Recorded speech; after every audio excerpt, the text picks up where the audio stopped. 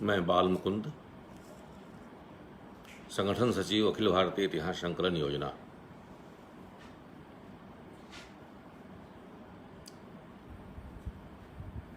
गुजरात प्रांत के भारतीय इतिहास संकलन समिति द्वारा आयोजित इस व्याख्यान माला में आज का विषय है भारतीय इतिहास लेखन में अखिल भारतीय इतिहास संकलन योजना का योगदान।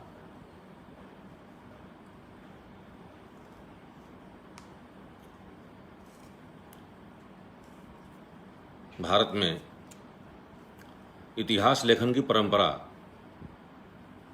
बहुत प्राचीन काल से चली आ रही है, लेकिन विदेशी विद्वानों का ये मानना था कि भारत में इतिहास लेखन की परंपरा नहीं थी। यह उनका एक षड्यंत्र था। इसका परिणाम हुआ कि वो भारत में आने के बाद अपने कॉलोनी को, अपने डायनेस्टी को परमानेंट करने के लिए भारत के इतिहास के साथ अपघात किए और भारत के इतिहास को हिस्ट्री में कन्वर्ट कर दिया। और जो बातें उन्होंने कही उसका परिणाम बहुत दूरगामी हुआ। फ्रेंच के एक विद्वान का कहना है कि जो भारत का इतिहास देखता हूं तो लगता ही नहीं कि वो भारत का इतिहास है, क्योंकि तो पराजितों का इतिहास है, अपमानितों का इतिहास है, मार खाने वालों का इतिहास है, युद्ध में हारने वालों का इतिहास है। इसलिए आवश्यकता पड़ी कि भारत का इतिहास भारतीय चैतन्य के प्रकाश में देखा जाए, समझा जाए, शोध किया जाए और उसका लेखन हो, उसका प्रकाशन हो। स्वतंत्रता के पूर्व, अंग्रेजों के पूर्व मुगल दरबार में दरबारियों के द्वारा किए गए प्रशस्तियों को इकट्ठा करके और तवारीख के रूप में उसको इतिहास का रूप देने का प्रयास किया गया। वहां तक तो ठीक था, क्योंकि वो अपने राजा के और राज्य के कर्मों के गुणगान को ही इतिहास मानते थे। लेकिन जब अंग्रेजों का वर्चस्व भारत पर हुआ तो उन्होंने षड्यंत्र पूर्वक भारत के इतिहास को एक हथियार बना करके भारत को गुलाम बनाने का कार्य किया। उन्होंने कुछ फाइंडिंग दी, उन्होंने अपने हिस्ट्री के समझ को इतिहास पर थोपने का प्रयास किया और ये कहा कि भारत में इतिहास लेखन की परंपरा नहीं थी, हम इतिहास प्रारंभ कर रहे हैं।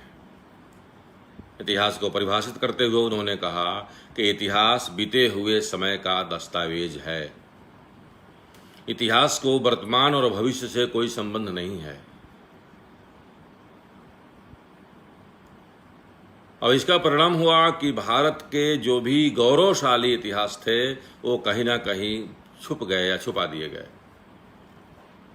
उन्होंने एक फाइंडिंग दी कि भारत में जिस युद्ध से सत्ता परिवर्तन होगा वही इतिहास का अंग माना जाएगा। स्वाभाविक रूप से संपूर्ण भारत पर भारतीयों का शासन था, छोटे छोटे रियासतों से लेकर बड़े बड़े राज्यों के तक, और जिस पर मुगलों के द्वारा या तुर्कों के द्वारा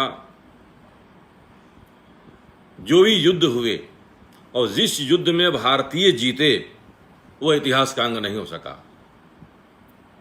और जिसमें भारतीय हारे वो इतिहास का अंग हुआ।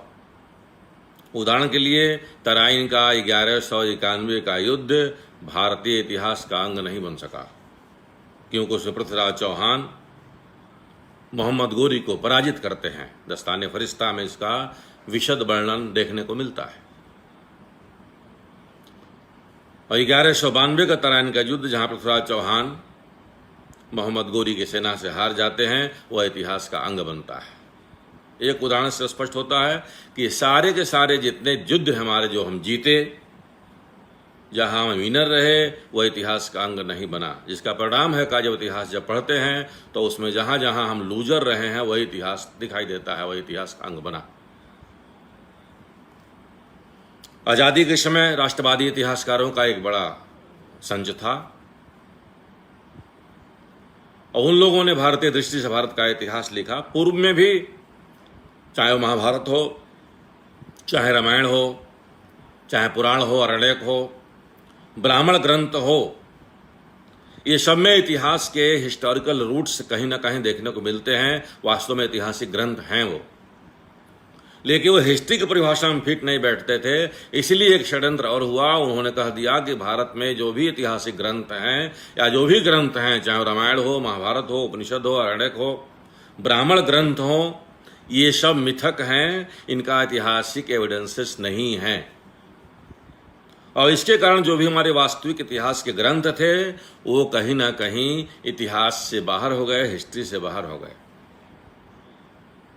लेकिन आज़ादी के स्वतंत्रता संग्राम के दौरान, चाहे भगिनी निवेदिता हो, चाहे स्वामी विवेकानंद हो, चाहे स्वामी दयानंद सरस्वती हो, पंडित मदन मोहन मालवीय हो, यहाँ तक महात्मा गांधी जी भी ने इस विषय को उठाया था, लोकमान्य तिलक जी ने उठाया था कि भारत का इतिहास अंग्रेजों और मुसलमानों के द्वारा विकृत किया गया है, इसका लेखन स्वतंत्रता के बाद तुरंत होना चाहिए।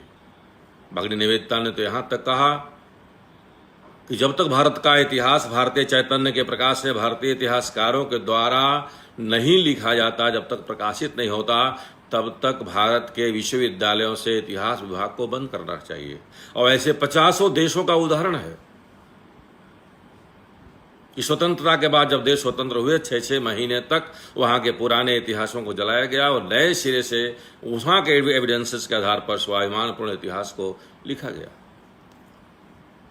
भारत में भी स्वतंत्रता के बाद ही इसका प्रयास प्रारंभ हुआ था। उसके पहले के.पी. जायसवाल साहब ने हिंदू पॉलिटी के नाम से पुस्तकें लिखी थी। अनेक पुस्तकें इस प्रकार के रामायण, महाभारत और वेदों के अलावा विद्वानों द्वारा लिखी गई थी। Professor RC. मजूमदार जी ने प्रयास किया कि भारत का इतिहास भारतीय दृष्टि से लिखा जाए। उन्होंने एक सरकार से अप्रोच भी किया, लेकिन उनको वह नहीं मिला सुविधा। भारतीय भवन ने उनकी पुस्तक 12 बालों में छापी, लेकिन उसको उतना प्रतिसाद नहीं मिला जितना साम्यवादी इतिहासकारों का प्रभाव आगे बढ़ा। प्रोफेसर वासुदेव शरण अग्रवाल, पंडित भगवत दत्त, श्रीमान मुंशी जी ने, जी.सी. पांडे जी ने, ऐसे बहुत सारे इतिहासकारों ने भारत का इतिहास लिखने का प्रयास किया। पंडित भगवत दत्त जी ने तो इस दृष्टि से उस समय के वर्तमान राष्ट्रपति महोदय को पत्र में लिखा था कि भारत का इतिहास विकृत है और उससे विकृतियां और बढ़ती जा रही हैं। इसलिए भारतीय चैतन्य के प्रकाश में भारतीय इतिहासकारों के द्वारा भारतीय एविडेंसेस पर भारत के स्वाभिमान के लिए इतिहास का लेखन होना चाहिए। लेकिन उनका पत्र का कोई जवाब नहीं मिला। उन्होंने 2 बालों में अपने भारत का इतिहास, भारत के प्राचीन इतिहास लिखा है, जिसे उनके पुत्र ने, सत्य सर्वा जी ने प्रकाशित किया है, जो आज मार्केट में है। इतना ही नहीं हुआ तो 1960 के आसपास में उस समय के नवोदित 3 विद्वानों ने, स्वनाम धम्म ने, रोमिला थापर जी ने, हरवंश मुखिया जी ने और विपिन चंद्रा ने मिलकर के एक 72 पन्ने के 3 लेख लिखे। वह लेख भारतीय इतिहास को बर्बाद करने में बहुत बड़ा मील का पत्थर साबित हुआ और उस समय के सरकार से सारे उनको प्रश्रय प्राप्त हुए। वो सब लोग दिल्ली और अलीगढ़ विश्वविद्यालय के बड़े प्रोफेसर हुए और उन्हीं की पुस्तकों को पढ़ाया गया। उन पुस्तकों को देखने पर ऐसा लगता है, उसमें जो जिस्ट निकलता है, जो पॉइंट आउट किया जाए, तो उसमें रहता है कि मुसलमानों के आने के पहले भारत में कोई संस्कृति नहीं थी। मुसलमानों ने कोई ऐसा अत्याचार नहीं किया जो पहले यहाँ हिंदू अपने छोटे तबकों पर नहीं करते थे। इस प्रकार के बहुत सारे विद्रुप्त इतिहास को सामने लाया गया और हमारा दुर्भाग्य हुआ कि उस समय के पाठ्य पुस्तकों के माध्यम से और 1972 में स्थापित भारतीय इतिहास अनुसंधान परिषद के माध्यम से उसी प्रकार के इतिहास को सम्मान मिला, ऐसे इतिहासकारों को ही सम्मान मिला। इसलिए आवश्यक लगा कि भारत का इतिहास भारतीय इतिहासकारों के द्वारा भारतीय चैतन्य के प्रकाश में भारत को स्वाभिमान को देने वाला जो इतिहास का मूल अवधारणा है उसके आधार पर इतिहास को लिखा जाए। 1973 में सरस्वती नदी का काम प्रारंभ हुआ। महाराष्ट्र के एक गृहस्थ इतिहासकार, इतिहास रुचि रखने वाले, इतिहास जीने वाले बाबा साहब आप्टे और मोरोपंत पिंगले जी ने इस विषय को सामने उठाया और 1973 में सरस्वती रिवर, सरस्वती नदी थी और वेदों की रचना सरस्वती नदी के किनारे हुई थी, तो सरस्वती लुप्त हुई है तो कहाँ है और कैसे है, उसको आधार बना करके काम प्रारंभ हुआ। हरिभाऊ बांकड़कर ने जो पद्मश्री थे, प्रख्यात पुरातत्ववेता थे, उन्होंने भीमबेटका में पेंटिंग की खोज करके मानव का उम्र, उस पेंटिंग का जो काल है उसको 1 लाख वर्ष पहले स्थापित करने का प्रयास किया। उससे एक नई ऊर्जा और नई चीज सामने हमारे आई और बाबा साहब आप्टे समिति के नाम से एक संस्थान बना करके और भारत के इतिहास को भारतीय चेतना के प्रकाश में देखने का प्रयास प्रारंभ हुआ। Haribhau Bankadkar, professor K S. Gupta, professor Devendra Swaroop जैसे लोगों ने इस काम को आगे बढ़ाया। महाभारत के उस आख्यान को लेकर के जिसमें बलराम जी सरस्वती नदी के तट का परिक्रमा करने के लिए 18 दिन के लिए निकल जाते हैं और महाभारत में वर्णित ऐसे 68 तीर्थों का वर्णन को आधार बनाकर सरस्वती नदी का खोज प्रारंभ किया गया। अखिल भारतीय इतिहास संकलन योजना के बहुत बड़ा योगदान है। उस पर बहुत सारे सेमिनार हुए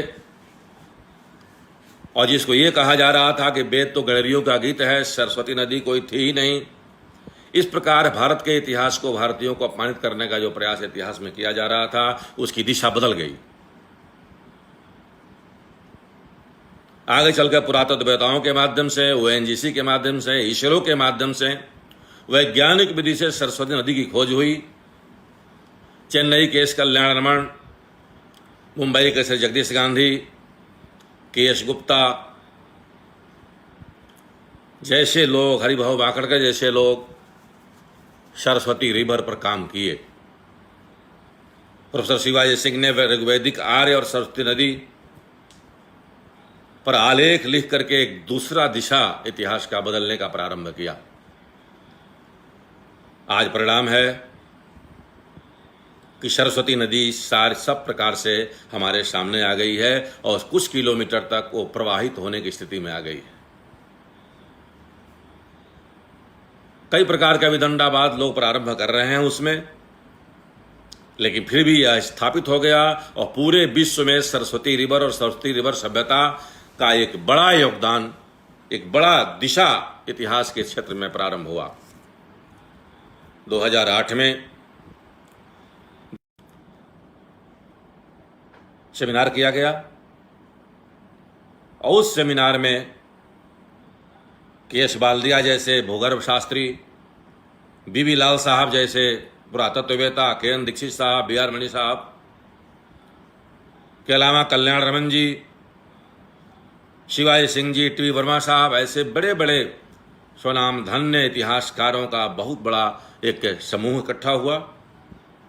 चिन्मय मिशन के द्वारा वह सेमिनार किया गया जिसमें अखिल भारतीय इतिहास संकलन योजना की सारी व्यवस्था थी।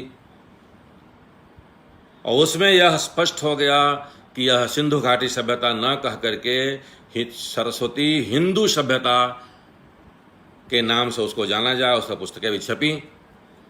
आज पूरे दुनिया में इस विषय पर चर्चा प्रारंभ हो गया है कि सरस्वती सिंधु सभ्यता या सरस्वती हिंदू सभ्यता के नाम से उस सभ्यता को जाना जाए जिसे सिंधु घाटी की सभ्यता या मोहनजोदड़ो हड़प्पा की सभ्यता की बात कही जा रही थी। एक नया दिशा अखिल भारतीय इतिहास संकलन योजना ने इतिहास लेखन में दिया। उसी प्रकार से इंग्लिश के द्वारा और कम्युनिस्टों के द्वारा, साम्यवादियों के द्वारा एक नया फाइंडिंग दी गई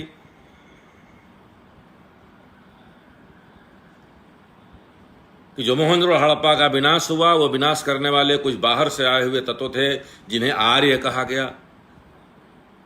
आर्यों ने आकर के उसको नष्ट किया, भ्रष्ट किया। उसके पहले जो सभ्यता थी वो कोई बाहरी की सभ्यता थी। उसको बिना डिफाइन किए कई प्रकार की समस्याएं वहां खड़ी की गई। आर्य बाहर से आए थे। यह स्थायी व्यवस्था हमारे इतिहास में विकृत इतिहासकार द्वारा स्थापित करने का प्रयास किया गया था। अखिल भारतीय इतिहास संकलन योजना ने एक नई दिशा दी। बीबी लाल साहब ने भी अपने खुदाई में, चाहे कालीबंगा, पीलीबंगा खुदाई या राम मंदिर की खुदाई के माध्यम से जो काम किया था, शिवाजी सिंह ने ऋग्वेदिक आर्य और सरस्वती सिंधु सिविलाइजेशन पर जो बात कही थी, भाषा के माध्यम से, साहित्य के माध्यम से, ग्रंथों के माध्यम से, और बहुत सारे एविडेंसेस जो आर्कियोलॉजिकल एविडेंसेस हमारे सामने अभी तक निकलकर सामने आ रहे हैं, उसमें हमारे विद्वानों ने बहुत बड़ा योगदान दिया। अभी अभी हमारे टी वर्मा साहब का देहांत हुआ। उन्होंने दक्षिण एशिया का वैदिक सिद्धांत नामक ग्रंथ का जो शोध पर ग्रंथ का सामने जो लाया है वो बहुत बड़ा मील का पत्थर है। हमारे उत्तर प्रदेश के विद्वानों के द्वारा लहुरादेवा में उत्खनन के द्वारा प्राप्त 6000 वर्ष ईसा पूर्व वर्ष के पहले का कल्टिवेटेड राइस का जो प्रमाण सामने लाया, वह हमारी सभ्यता को प्राचीन रूप ले जाने में सफल हो पाई। आर्य बाहर से नहीं आए थे। इसके लिए सैकड़ों सेमिनारों के माध्यम से, ग्रंथों के माध्यम से, आर्य कौन थे के माध्यम से, आर्यों को समझने के माध्यम से, आर्यों के कृतियों के माध्यम से हम यहाँ सफल हो पाए हैं कि आर्य कोई बाहर से नहीं आए थे। ये अंग्रेजों का षड्यंत्र था कि भारत के समाज को बांटना। पहले आर्य और द्रविड़ों में बांटा, वह झगड़ा कहीं कम हुआ तो उन्होंने मूल निवासी का एक नया समस्या खड़ी की कि जो भी बाहर से लोग आए हैं वो आर्य हैं और जो यहाँ के लोग हैं वह मूल निवासी हैं। यह संघर्ष कराने की बात प्रयास किया गया था, लेकिन वह प्रयास उनका निष्फल हुआ है। कोई आर्य बाहर से नहीं आया। मोहनजोदड़ो का हड़प्पा खुदाई में जो 2 मूर्तियां मिलती हैं, एक मुखौटा मिलता है जिसको उन्होंने कहा कि ये पुजारी है, पृष्ठ है, और दूसरा एक स्टेचू मिलती है जो कहते हैं कि नर्तकी है। ICHR के इतिहास पत्रिका में शिवाजी सिंह, हमारे टी वर्मा साहब का लेख छपा। इसके पहले कोई अमेरिका का कोई विद्वान ने 1773 में इसको भी एस्टेब्लिश किया था। जो मुखौटा मिला है उसको ठीक से अध्ययन करने पर जब इतिहास संकलन योजना कार्यकर्ताओं ने टी वर्मा साहब के नेतृत्व में उसका ठीक से अध्ययन किया तो वह स्पष्ट हुआ कि वह कम्ब की हुई दाढ़ी, करीने से कटी हुई मूछें और चेहरे पर लगा हुआ वह पट्टिका जिसमें मड़ियाँ लगी हुई हैं, कम्ब किए हुए उनके बाल और बूटीदार उनके शॉल से कोई पुजारी नहीं दिखता, क्योंकि वहाँ कोई मंदिर नहीं मिला है। इसलिए वो कोई कुरु राजकुमार है। और इसको स्थापित करने में टी वर्मा साहब सफल हुए कि जो मोहनजोदड़ो हड़प्पा की सिविलाइजेशन है, जो हरियाणा, पंजाब और उत्तर पश्चिम भारत का जो सिविलाइजेशन है, वो महाभारतकालीन सिविलाइजेशन है और वह महाभारत का ही कोई ना कोई पात्र होगा, कोई राजकुमार हो सकता है। उसी प्रकार जो नर्तकी की बात कही, एक हाथ में पूरी चूड़ी है उनके, एक हाथ में कोई चूड़ियाँ नहीं है। आज भी राजस्थान की महिलाएं अपने बाएं हाथ में पूरी चूड़ी पहनती हैं, दाहिने हाथ में नहीं पहनती, दाहिने से काम करना पड़ता है। अर्थात वो हमारा सीक्वेंस है जो बरसों से परंपरा आ रही है, उसका सीक्वेंस मिलता है। और टी वर्मा साहब कहते हैं कि वह कोई नर्तकी नहीं, वो अन्नपूर्णा का मूर्ति हो सकता है। इस प्रकार के बहुत सारे काम हमारे सामने पड़े हुए हैं जो नए दिशा में इतिहास को मोड़ रहे हैं। हैदराबाद के हमारे विद्वानों ने कालगणना पर बड़ा काम किया। तो हम देखते हैं कि एक पुस्तक पतली सी छपी, is Sandra quotes Chandragupta Maurya question mark, और उसका परिणाम हुआ कि कर्लोजी हमारी सारी की सारी अगर चंद्रगुप्त ही सेंड्रा कोटस है या समुद्रगुप्त सेंड्रा कोटस है, तो हमारे विद्वानों का मानना है, इतिहास संकलन योजना का मानना है कि सेंड्रा कोटस अगर समुद्रगुप्त है या चंद्रगुप्त है तो क्रोनोलॉजी बदल जाएगी। चूंकि ईसाइयों का षड्यंत्र था कि कुरान बाइबल में लिखा है कि ईसा से 4002 वर्ष पहले ही मानव संस्कृति का या मानव का निर्माण हुआ था, इसलिए क्रोनोलॉजी को उसके पीछे ले जाने में वो हिचक रहे थे, चाहते नहीं थे सारे क्रोनोलॉजी को, महाभारत को, रामायण को, वेद को ईसा से 2000 वर्ष पहले, 1500 वर्ष पहले, 600 वर्ष पहले तक लाकर खड़ा करना चाहते थे। इसीलिए गौतम बुद्ध की डेटिंग, आचार्य चाणक्य की डेटिंग, आचार्य शंकर की डेटिंग, सब में कहीं ना कहीं डिस्टॉर्शन दिखाई देता है। अखिल भारतीय इतिहास संकलन योजना इस डिस्टॉर्शन को दूर करने का प्रयास कर रहा है। जगत गुरु शंकराचार्य के कांची के वो शंकराचार्यों के जो नामावलियां हैं, जो उनके वंशावलियां, उसके आधार पर जब बात की जाती है तो यह स्पष्ट हुआ है कि जगत गुरु आद्य शंकराचार्य का उद्भव 5009 वर्ष ईसा पूर्व हुआ था। इसे 1200-1300 वर्ष का क्रोनोलॉजी पीछे जाती है और उससे महाभारत के 5000 वर्ष के जो डेटिंग है, जो कलयुग का 5174 वर्ष का जो हमारा युगाब्द का विषय है, जिसमें 36 साल हमारे जो स्थिर राज्य किए थे, तो महाभारत की डेटिंग हमारी 5000 वर्ष से ऊपर जाती है। हमारे कर्नाटक प्रांत के अध्यक्ष SR राव ने, जो बहुत बड़े मरीन आर्कोलॉजी के विद्वान थे, उन्होंने द्वारिका के खुदाई में इस बात को स्पष्ट किया था कि ईसा से 2800 वर्ष पूर्व महाभारत की घटना हुई थी। तो महाभारत को आधार बनाकर 5000 वर्ष का क्रोनोलॉजी पर इतिहास संकलन योजना नियमित रूप से कार्य कर रहा है, और इतिहास लेखन के जो दिन निर्धारण है, जो तिथि निर्धारण है, उसमें अच्छी सफलता मिल रही है। गौतम बुद्ध की डेटिंग भी पीछे जाएगी, शंकराचार्य की डेटिंग पीछे जा रही है, आचार्य चाणक्य की डेटिंग पीछे जा रही है। अर्थात जो षड्यंत्र करके ईसा से के बाद सारे सिविलाइजेशन की बात की गई थी, भारतीय इतिहास संकलन समिति के कार्यकर्ताओं और प्रोफेसर्स के द्वारा उस दिशा को हम पीछे ले जाने का प्रयास कर रहे हैं। हमारा स्लोगन है ना मूलम लिखते किंचित। हमने कभी भी बिना एविडेंसेस के नहीं लिखा है, लेकिन हम भी मानते हैं कि जो साहित्यिक स्रोत हैं, जो लोक कला परंपरा हमारी संस्कृति में सारे स्रोत हैं, जो हिस्टोरिकल रूट्स हैं, चाहे वो अरण्यक हो, चाहे ब्राह्मण ग्रंथ हो, चाहे पुराण हो, महाभारत हो, चाहे वेद हो, उपनिषद हो, सब में कहीं ना कहीं हमारे हिस्टोरिकल रूट्स हैं, उसको हम इग्नोर नहीं कर सकते। जब भीमबेटका के पेंटिंग, चित्रकूट के पेंटिंग और बहुत सारे राग पेंटिंगों के डेट निकालकर हम लाखों वर्ष पीछे जा सकते हैं, तो सिविलाइजेशन को 5000 10,000 वर्ष पीछे ढकेल करके ही इतिश्री करने का जो षड्यंत्र बाहर के लोगों का है, उससे बचाने का काम इतिहास संकलन योजना कर रहा है।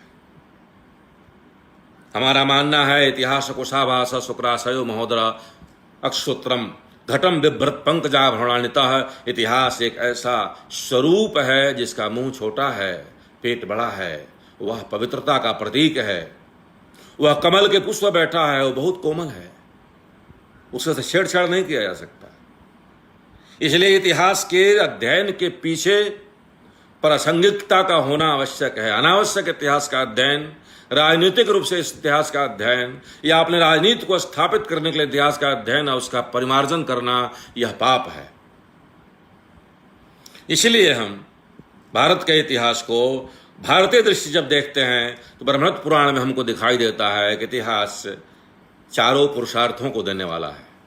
धर्मार्थ काम मोक्षाणाम उपदेश समन्विताम इति वृतम कथा युक्तम इतिहास प्रशिक्षते। इतिहास चारों पुरुषार्थों को देने वाला है। अब पुरुषार्थ हमारी कमाई है, पुरुषार्थ अर्जित किया जाता है, इतिहास उसमें हमको सहयोग करता है। इतिहास संकलन योजना ने प्रयास करके भारतीय ग्रंथों से 40 से अधिक परिभाषाएं एकत्रित की है, जिसमें पुरुषार्थ को देने वाला इतिहास एक परिभाषा है। चरक संहिता में इतिहास को परिभाषित करते हैं, महाभारत में इतिहास को परिभाषित करते हैं, ऋग्वेद में भी 3 बार इतिहास शब्द का वर्णन हुआ है।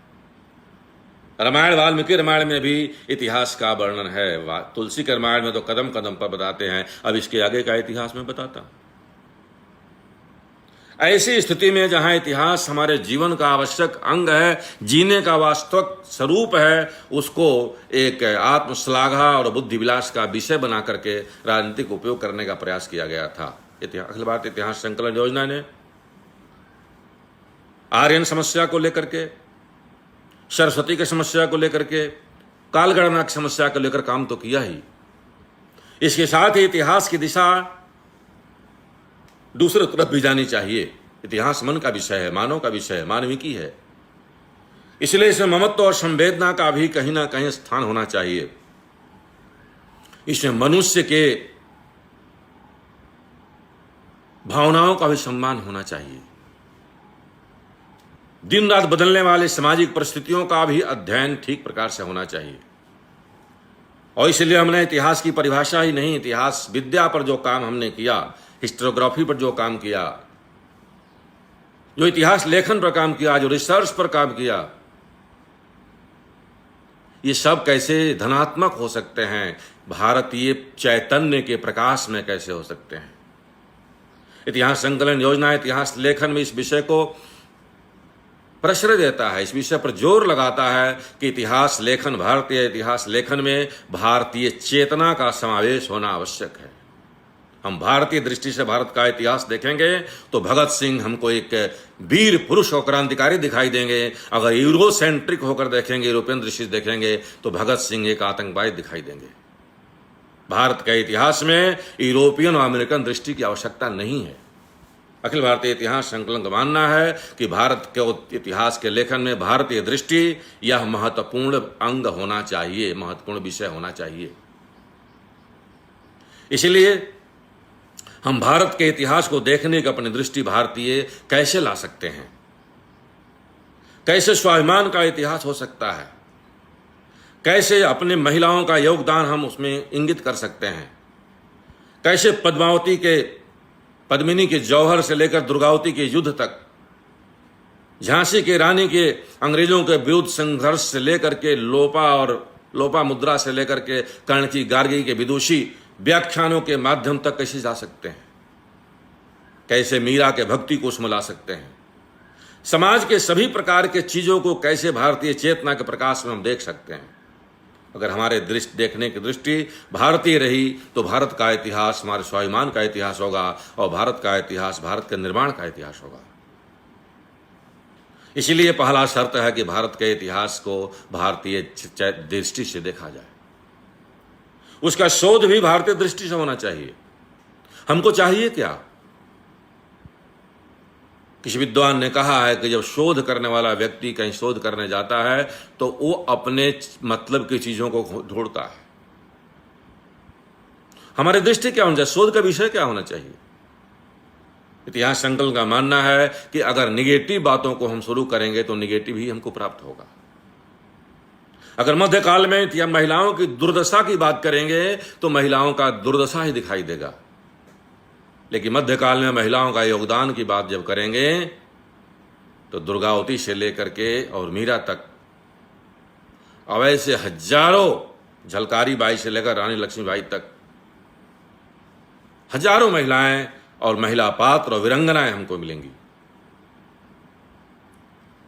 हम जो मध्यकाल में बुजुर्गा वर्ग और वनवासियों की दुर्दशा की बात करेंगे तो उनका दुर्दशा ही दिखाई देगा, लेकिन बिरसा मुंडा से लेकर टट्टिया मामा तक का जब संघर्ष देखेंगे तो हमको भारत का संघर्ष दिखाई देगा। आज भी तिरंगा झंडा को पूजा करने वाले वनवासी रांची के और झारखंड में पाए जाते हैं, उस पर काम नहीं होता। कैसे जनजाति परंपराओं में आज भी भारतीय संस्कृति कैसे अक्षुण्ण बनी हुई है, कैसे मानवीय संवेदनाएं आज भी हिलोरे ले रही है, कैसे वो भारतीय चैतन्य के प्रकाश में भारत को देखना चाहते हैं, भारतीय संस्कृति के आधार पर कैसे वो जीते हैं, कैसे उन्होंने स्वतंत्रता संग्राम में भाग लिया और आज भी भारत को बचाने का किस प्रकार का काम उनके पास है। आज भी ऋग्वैदिक परंपराओं का किस प्रकार से वो उपयोग करते हैं, ऐसे वनवासियों के बीच में जाकर देखना पड़ेगा। दिल्ली बम्बई के किसी बड़े हॉल में और लाइब्रेरी में बैठ करके वनवासियों का अध्ययन उतना समीचीन नहीं हो सकता। इतिहास संकलन योजना का मानना है कि वनवासियों के अगर हिस्टोरिकल रूट्स देखने हैं, उनके योगदान देखना है, लोक कला परंपराओं के माध्यम से इतिहास को अगर प्रदर्शित करना है, दिखाना और समझना है, तो उनके बीच जाना पड़ेगा। और इसलिए अखिल भारतीय इतिहास संकलन योजना ने भारतीय इतिहास लेखन में वनवासी समाज का या वनवासी परंपराओं का योगदान पर एक नया प्रकल्प प्रारंभ किया है। हम देखते हैं कि उसके आधार पर हम उन वनवासियों के बीच में जाते हैं तो कैसे वहां भारत दिखाई देता है। उनके ममत्व, उनकी संवेदना, उनके संस्कृति, मानव के प्रति प्रेम, गांव के प्रति प्रेम, अपने परंपराओं के प्रति आग्रह उनको कितना समृद्ध बनाता है। और उनके माध्यम से हम भारत का इतिहास को बेहतर तरीके से देख सकते हैं। और भारत के इतिहास को देखने और उसको ओपन करने का, उसको सामने लाने का एक बहुत बड़ा स्रोत वनवासी इतिहास लेखन हमारे सामने आ सकता है। हम देखते हैं कि बाहर के हम अमेरिका का इतिहास, यूरोप का इतिहास, दक्षिण इतिहास आवश्यक है, पढ़ना चाहिए। लेकिन हम देखते हैं हमारे गांव में लाखों लाख एविडेंसेस पड़े हुए हैं जो दुर्लक्ष हैं। न तो ASI की क्षमता को वहां तक जाए और नहीं हमारे इतिहासकार इतना सक्षम है कि वहां तक जाएंगे। बहुत बड़े पैमाने पर काम हुआ भी है, लेकिन आज भी गांव में हजारों लाखों मॉन्यूमेंट पड़े हैं जिस पर किसी की दृष्टि नहीं है। हमारे गांव में माइग्रेशन कैसे हुआ, लाचिरागी गांव कैसे बने, बड़े बड़े आपदाओं में, प्लेग में, हैजा में, चेचक में कैसे गांव वीरान हो गए, कैसे उजड़ गए, उसके पहले की संस्कृति क्या थी, लोगों को संघर्ष करने की क्षमता कितनी थी, किस प्रकार से लोग संघर्ष करते थे, बाहर के लोगों से संघर्ष कैसे बचाए, कैसे अपने परंपराओं को जीवित रखे और आज भी उन परंपराओं के आधार पर अपने को समृद्ध मानते हैं। ऐसे जिले का इतिहास हमारे पास नहीं है। सरकारों के द्वारा, विशेषकर अंग्रेजों और उसके पहले, कुछ गजेटियर्स लिखे गए। गजेटियर लिखने का अर्थ इतिहास नहीं था, इतिहास लेखन नहीं था। इतिहास के डिसिप्लिन में कैसे जिले का इतिहास को हम सामने ला सकते हैं, कैसे जिले के इतिहास को लिख सकते हैं, यह काम अखिल भारतीय इतिहास संकलन योजना कर रहा है। आज 300 से अधिक जिलों का इतिहास हम लिखने और प्रकाशित करने में सक्षम हुए हैं, सफल हुए हैं। हजारों की संख्या में जिले में इतिहास दिवस के माध्यम से जिले के मॉन्यूमेंट, जिले के महापुरुष और जिले के जो ट्रेडिशन हैं, मेले हैं, वहाँ के जो रिचुअल्स हैं, उसको ओपन करने का, उससे जो पॉजिटिव चीजें हैं उसको लेने का प्रयास हम कर रहे हैं। इस प्रकार हिस्टोग्राफी के माध्यम से, वनवासियों के इतिहास के माध्यम से, जिले के इतिहास के माध्यम से इतिहास लेखन की दिशा को परिवर्तित करने का हमने काम प्रारंभ किया है। उसी प्रकार से हम देख रहे हैं कि हम इतने समृद्ध हैं। ज्ञान परंपरा का इतिहास दुनिया में हमारा बहुत ही समृद्ध है। अगर दुनिया के ग्राम परंपरा के सारे ऑपरेटर्स को एक जगह रखा जा, कटोरी भर होगा, तो हमारे देश के ज्ञान परंपरा का इतिहास समुद्र के समान है, जहां वेदों का कोई सानी दुनिया में नहीं है, उपनिषदों की संख्या भी निश्चित नहीं है, असंख्य ब्राह्मण ग्रंथ हैं, अरण्यक हैं। इसके अलावा रामायण, महाभारत जैसे काव्य, महाकाव्य हजारों की संख्या में है। ऐसे ऐसे महाभारत, रामायण जैसे उपजीव्य काव्य के आधार पर हजारों लाखों ग्रंथ लिखे गए हैं। और लिखे ही नहीं गए हैं तो गांव गांव में उसके मंचन के माध्यम से, लोक कथाओं के माध्यम से, गीतों के माध्यम से, कांकी और प्रहसन के माध्यम से आज भी लोग जीते हैं। ऐसे ज्ञान परंपरा के सागर को हमने एक लाइन में यह कहकर मिथक है उसको बाहर कर दिया। आवश्यकता है इतिहास के आवश्यक स्रोत के रूप में, साहित्यिक स्रोत के रूप में उसको स्थापित किया जाए। इसके अखिल भारतीय इतिहास संकलन योजना ने पुराण अध्ययन संस्थान जवाहरलाल नेहरू विश्वविद्यालय के अंतर्गत स्थापित करके और पुराणों पर विशद कार्य प्रारंभ किया है।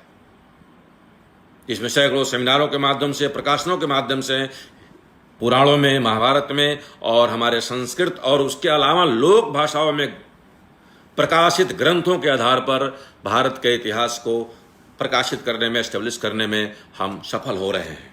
इसका स्वागत सर्वदूर हो रहा है। एक से एक गुत्थियां निकल के आ रही हैं कि दुनिया में जब कुछ भी नहीं था तो भारत में खगोल शास्त्र, भूगोल शास्त्र के अलावा दुनिया के सारे ज्ञान परंपरा, चाहे वो गणित हो, चाहे विज्ञान हो, चाहे आयुर्वेद हो, चाहे धनुर्वेद हो, चाहे गंधर्व वेद हो, उसके माध्यम से भारत कितना समृद्ध था और परकीयों के आक्रमण के कारण से हम कितना विपन्न हुए हैं, उसका अध्ययन एनालिसिस हम कर सकते हैं। उसी प्रकार से भारत कृषि प्रधान देश है। हमारा किसान सबको देने वाला है, लेकिन आज किसान सर्वदा होने के बाद भी हाथ फैलाए खड़ा है और राजनीतिज्ञों के प्रलोभनों के सहारे देख रहा है। कोई कहता है कि 2,000 रुपये देंगे, कोई कहता है 6,000 रुपये देंगे। किसान आत्महत्या कर रहा है। इसका अध्ययन इतिहास में हो सकता है कि गो आधारित कृषि व्यवस्था और कृषि आधारित अर्थव्यवस्था हमारी कितनी समृद्ध थी। हमारे विनिमय का साधन कृषि था, गाय थी, घोड़े थे, हाथी थे। वो कौन सी परिस्थितियां है कि हमारी कृषि विपन्न हुई है, हमारा किसान चौराहे पर खड़ा है। हमारा कितना बड़ा योगदान हुआ था। हमारे महाभारत में बलराम ने हल को हथियार बनाया था। कृषि के द्वारा ही समृद्धि और कृषि के द्वारा ही सब प्रकार के समस्याओं का समाधान ढूंढने के लिए हम कैसे अग्रसर हो सकते हैं, इतिहास में उसको देखने की आवश्यकता है। कौन सी परिस्थितियां हैं कि आज किसान आत्महत्या करने के लिए तैयार है। इसके लिए कृषि आधारित अर्थव्यवस्था का इतिहास पर हम काम कर रहे हैं। एक अन्य विषय के रूप में इतिहास के रूप में इतिहास संकलन योजना ने एक नया विषय प्रारंभ किया है और वह है हमारा युद्ध का इतिहास, प्रतिरोध का इतिहास। दुनिया के लोग आए, आक्रमण किए। 712 से आक्रमण हमारे पास प्रारंभ हुआ है। उसके पहले भी आक्रमण हुए होंगे। कोई हुण आए, कोई शक आए, कोई खिलजी आए, कोई मुगल आए, कोई तुर्क आए, कोई इंग्लिश आए, कोई फ्रेंच आए, कोई जर्मन आए, लेकिन सबको मुंह की खानी पड़ी और सबको वापस जाना पड़ा। भारतीय संस्कृति आज भी अपने उसी तेवर में खड़ी है और आज भी विश्व को ज्ञान से लेकर के सब कुछ देने को तैयार है। वो इतिहास के कौन से पन्ने हैं? जो प्रतिरोध और युद्ध का इतिहास, यह हमारे लिए बहुत ही महत्वपूर्ण है। उस विषय को ओपन करने का, उस पर काम करने का हम प्रयास कर रहे हैं। धर्म अर्थ काम मोक्ष हमारा विषय है। यह केवल दर्शन का विषय नहीं है, यह इतिहास का विषय है, क्योंकि मानव द्वारा संग्रहित ये पुरुषार्थ ही मनुष्य को खड़ा करता है, मनुष्य को जीवन देने की क्षमता देता है, मनुष्य की समृद्धि का बात करता है। लोक कला, परंपरा और संस्कृति के माध्यम से इतिहास को हम ओपन कर सकते हैं। भारत के निर्माण में ऋषियों का योगदान कितना बड़ा हो सकता है, इस पर हम बात कर सकते हैं। इस तरह इतिहास के दिशा को भारतीय चैतन्य के प्रकाश में कैसे सामने ला सकते हैं, यह एक महत्वपूर्ण विषय हमारे सामने है। और उस विषय को लेकर भारतीय इतिहास संकलन समितियों के माध्यम से अखिल भारतीय इतिहास संकलन योजना पूरे देश में नहीं तो विश्व में इस काम को प्रारंभ कर रहा है।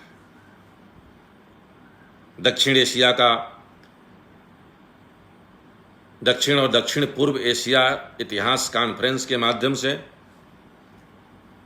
हम दक्षिण और दक्षिण पूर्व एशिया के 19 देशों का एक संच खड़ा किए। हमने कंबोडिया का, थाईलैंड का, श्रीलंका का, नेपाल का, बर्मा का, ऐसे देशों का अध्ययन कर रहे हैं। वहां के विद्वानों को बुलाकर यहां सेमिनारों के माध्यम से भारतीय संस्कृति का प्रसार कहां कहां है। आज भी विश्व के अनेक देशों में रामलीला के माध्यम से, गीता के माध्यम से, हमारे मानवीय संवेदना और संकल्पनाओं के माध्यम से भारतीय संस्कृति जीवित है। उसका अन्वेषण करना भी भारतीय इतिहास संकलन समिति का एक अन्य प्रकल्प है। इसके लिए हम लगातार सेमिनार और साथ साथ के देशों में अपने संस्कृति के रूट्स को खोज रहे हैं। प्रोफेसर हरबंस ओबेरॉय का कथन कि विश्व के परिदृश्य में, विश्व के नक्शे पर पॉइंटर से कोई भी स्थान ऐसा इंगित करो तो हम बता सकते हैं कि वहां भारत के और भारतीय लोगों का, भारतवंशियों का क्या योगदान है। दुनिया के संस्कृति में भारतीय संस्कृति का पुट और अनुसरण कहीं ना कहीं दिखाई देता है। हमारा कंट्रीब्यूशन दुनिया के सभ्यता और संस्कृति को विकसित करने में कहीं ना कहीं है। कौंडिन्य के द्वारा सोमा को वस्त्र पहनाने का वह दृश्य आज भी दुनिया के सामने है। इन सब के माध्यम से विश्व के इतिहास को भी भारतीय चैतन्य के प्रकाश में देखने का प्रयास इतिहास संकलन योजना के विद्वानों द्वारा किया जा रहा है। हमारे प्रकाशन 400 से अधिक प्रकाशन अखिल भारतीय इतिहास संकलन योजना के द्वारा प्रकाशित हैं। आधुनिक भारत से लेकर प्राचीनतम भारत तक, वैदिक सिद्धांत से लेकर के 1914 तक का इतिहास को प्रकाशित करने का हमने प्रयास किया है। इतिहास दर्पण नामक एक शोध पत्रिका जो इंटरनेशनल है, उसका नियमित प्रकाशन हम 2 भाषाओं में कर रहे हैं। पूरे भारतवर्ष के हर प्रांतों में, लगभग 35 प्रांतों में हमारी रजिस्टर्ड समितियां हैं, जहाँ ये सभी आयामों को लेकर समितियां काम कर रही हैं। 12-13 हमारे शोध पत्रिकाएं प्रांतों से निकल रही हैं। 5000 से अधिक इतिहासकार अखिल भारतीय इतिहास संकलन योजना समिति से जुड़ करके इतिहास के क्षेत्र में भारतीय चैतन्य को देखने समझने का कार्य कर रहे हैं। आज दिशा बदली हुई है। आज एक विकल्प के रूप में अखिल भारतीय इतिहास संकलन योजना खड़ा है। साल भर में कम से कम सैकड़ों से अधिक सेमिनारों के माध्यम से, 1500-2000 डेलीगेट के बड़े बड़े सेमिनारों के माध्यम से, सैकड़ों विषयों को जो कहीं ना कहीं अनछुए पहलू हैं उनको उजागर करने के माध्यम से हम इतिहास लेखन के एक नए दिशा में सफल हो रहे हैं। सरस्वती नदी शोध से लेकर, आर्यन समस्या से लेकर, कालगणना से लेकर, संकल्प से लेकर, कृषि का इतिहास से लेकर, जनजातियों का इतिहास से लेकर, पुराणांतर्गत इतिहास से लेकर, जनपदीय इतिहास से लेकर के सारे पक्ष में हम अपने कार्य को आगे बढ़ा रहे हैं। पूरे देश का ही नहीं तो विश्व भर के इतिहासकारों का समर्थन अखिल भारतीय इतिहास संकलन योजना को मिल रहा है। इतिहास की दिशा भारत से बाहर जाए, इतिहास लेखन में मूल में भारत हो, भारतीय इतिहासकारों के द्वारा भारतीय एविडेंसेस पर भारतीय चैतन्य के प्रकाश में भारत के स्वाभिमान के लिए भारत का इतिहास का लेखन हो, जिसके अध्ययन से धर्म अर्थ काम मोक्ष को प्राप्त करने की क्षमता हमारे विद्यार्थियों में प्राप्त हो। जो इतिहास का मूल अवधारणा है कि इतिहास पहला पिछला पैर है, भविष्य अगला पैर है। पिछला पैर जितना मजबूत होगा, अगला पैर उतने मजबूती से रखेंगे। हमारा सौभाग्य है कि हमारा इतिहास लाखों वर्ष का है, हमारा इतिहास स्वाभिमान पूर्ण है, हमारा इतिहास संघर्ष का है, हमारा इतिहास दया का है। हमने कहीं किसी देशों पर आक्रमण नहीं किए हैं और जिसने आक्रमण किए हैं उनको मुंह को खानी पड़ी है। हमने दुनिया को ज्ञान दिया है, हम समृद्ध हैं, हम विश्व गुरु हैं और थे। इसको स्थापित करने में जो हमारा रेलिवेंस है, जो हमारी प्रासंगिकता इतिहास पढ़ने की, वह है अतीत को वर्तमान में स्थापित करके भविष्य का निर्माण करना। इतिहास का अध्ययन भविष्य के लिए करना, वह मिथक कि इतिहास का अध्ययन इतिहास के लिए, इसको तोड़ करके भारतीय इतिहास हिस्ट्री से अपने को अलग करके और इतिहास के रूप में स्थापित हो रहा है। आशा है कि देश भर के इतिहासकार हमारे साथ जुड़ करके, अखिल भारतीय इतिहास संकलन योजना के साथ जुड़ करके एविडेंसेस के आधार पर नामूलम लिखते किंचित के स्लोगन को साथ लेकर के अपने मूल को देख करके ठीक प्रकार से क्रॉस चेकिंग करके साहित्य के द्वारा, पुरातत्व के द्वारा, लोक कला परंपराओं के आधार पर, ग्रामीण क्षेत्रों में फैले हुए एविडेंसेस के आधार पर हम भारत का इतिहास भारतीय चैतन्य के प्रकाश में लिखने, शोध करने, देखने और प्रकाशित करने और बाद में विद्यार्थियों के पढ़ने के लिए पाठ्य पुस्तकों को निर्माण करने में सक्षम हो रहे हैं। इसमें देश भर के इतिहासकारों का, विश्व भर के इतिहासकारों का, ऐसे देशभक्त इतिहासकारों का योगदान हमें प्राप्त हो रहा है। आज गुजरात प्रांत के इतिहास संकलन समिति के द्वारा यह व्याख्यान मेरे द्वारा कराया गया। इसके लिए मैं विशेष रूप से राष्ट्रीय उपाध्यक्ष गिरीश भाई ठाकर और अंबादान रोहड़िया जी और अन्य सारे हरिभाई अन्य अपने गुजरात के कार्यकर्ताओं के प्रति आभार व्यक्त करते हुए अपनी वाणी को विराम देता हूं। धन्यवाद।